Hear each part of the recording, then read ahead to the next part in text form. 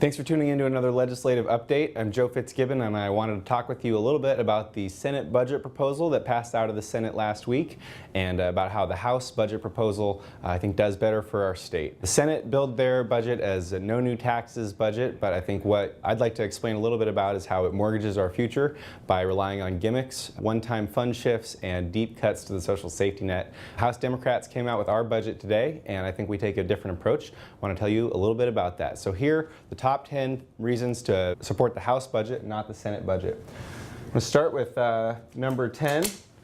The Senate budget takes the green out of evergreen. It cuts programs at the Department of Ecology that keep our communities safe, that provide clean air and clean water. It moves money out of accounts that pay for toxic cleanup in our communities and transfers that to other programs. The House budget protects the environment, keeps our air and water clean, and moves us forward on toxic cleanup. Number 9. The Senate budget takes hundreds of millions of dollars out of school construction and transfers that into the general fund. There are so many things wrong with that it's hard to know where to start. We're going to have fewer schools built. Even as we try to reduce class sizes, we're going to need places for kids to learn that aren't portables. In addition to those problems, this is an unconstitutional fund shift, and the Senate already spent that money in another way. So spending money twice and in an unconstitutional way is something that we are just not going to stand for in the House. We're going to keep that money going towards building schools in our communities. Number 8, kills jobs. The Senate budget transfers money out of the Public Works Trust Fund, which is a fund that funds important projects like water and sewer infrastructure in our communities, ensures that you have clean water to drink. By moving that money out, jobs that go to building those projects will go away, and we're not going to have the investments in our communities that keep Washington a great place to live. Number 7.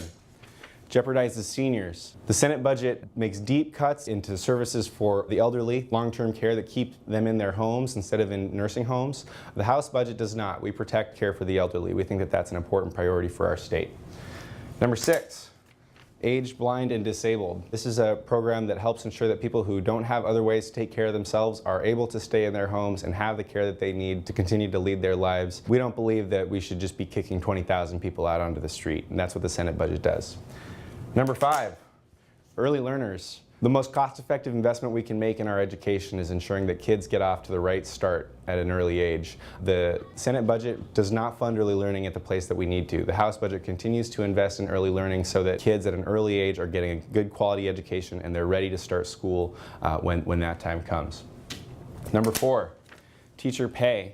The Senate budget permanently repeals an initiative passed by the voters to give teachers cost of living increases. In contrast, the House does not permanently repeal that. In fact, we restore a 1.9% pay cut that was made in the last budget. So we are trying to do what we can to make sure that teachers have the pay that they need to encourage quality folks to come into our classrooms and educate our kids. Number 3.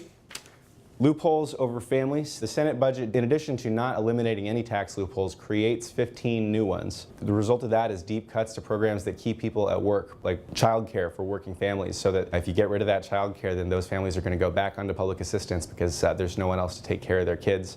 And worker retraining. You know, as our economy changes and we rebound from the recession, we need programs in place that help people get new job skills, and the Senate budget picks loopholes over working families. Number 2.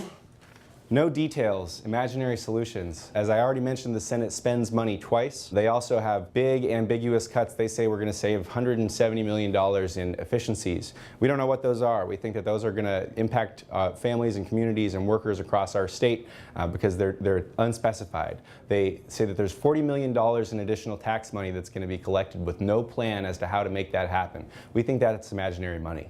We think that the Senate budget is based on smoke and mirrors, and that's not the right way to run our state.